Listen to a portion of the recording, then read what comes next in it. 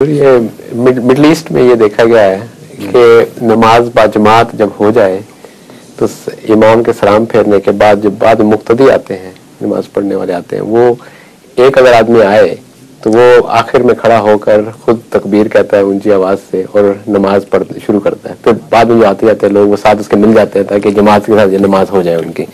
تو سوال یہ ہے کہ ایک دفعہ نماز باجماعت ہونے کے بعد دوسری بار نماز باجماعت اسی مسجد میں ہو سکتی ہے؟ یہ سوال جو ہے جب میں گیمبیا گیا تھا وہاں بھی اٹھایا گیا تھا، اور ایک جو پرانا عالم احمدی ہوا تھا اس کے لیے تو بڑا ابتلا آ گیا تھا اس بات پر. اس کو پھر میں نے سمجھایا سارا کہ اصل بات یہ ہے کہ جو ریگولر روزانہ مسجدیں انتظام کے تابع چلتی ہیں وہاں اس کی اجازت نہیں دی جا سکتی کہ ایک شخص وقتوں کی پابندی تو نہ کرے، امام کو تسلیم نہ کرے اور 1.5 منٹ کی اپنی مسجدیں بنانی شروع کر دے. میں نے کہا تمہارا مسلک درست ہے، لیکن اس کا یہ مطلب نہیں کہ مسافر مسجد میں نماز نہیں پڑھ سکتا بجماعت.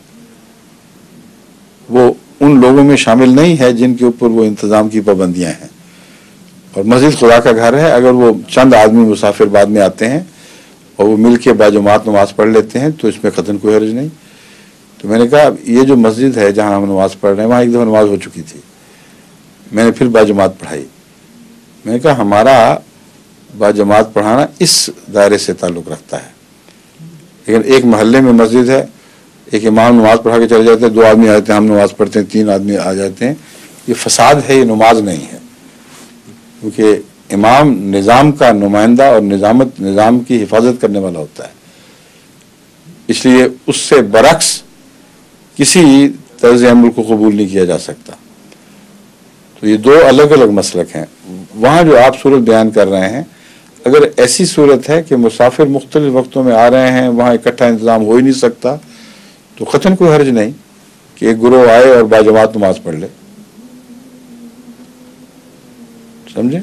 لیکن اگر ٹھہرے ہوئے لوگ ہیں ارد گرد کے، ایک محلے کی روزانہ کی مسجد ہے، معین اوقات ہیں، وہاں جائز نہیں ہے کہ امام کے بعد از 9:30 باجماعت نمازیں شروع کی جائیں.